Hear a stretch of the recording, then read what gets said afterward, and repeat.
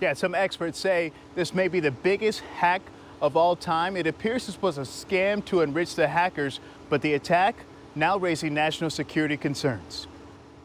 This is a serious breach. From former presidents to prestigious companies to billionaires, now victims of a hack on Twitter. If I were working at Twitter right now, I would be in a panic. Tom Holt is a professor and director of the School of Criminal Justice at Michigan State University.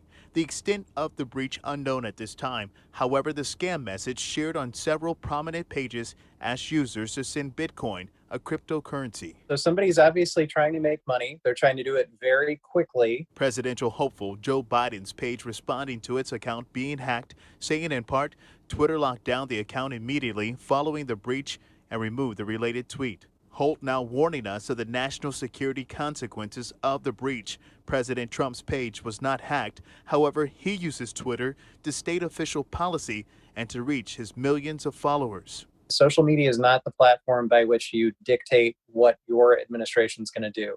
It just sets you up for failure or for people to say, well, how do we know that came from you specifically? Burton, Kelso, a technology expert with some insight and advice for users. One of the best websites to go to is called haveibeenpwned.com. You can go there, put your email address in, and find out if your information has been leaked in a data breach. If it has, you need to change it immediately.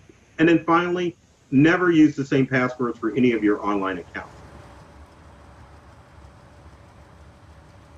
Well, it's still a mystery as to who was behind the hack, but experts say it was a very sophisticated attack. The FBI warning users to be vigilant of clickbait, and tonight Twitter says they are working through the issue and investigating. Live in Detroit, I'm Rudy Harper. Back to you, Dave. Yeah.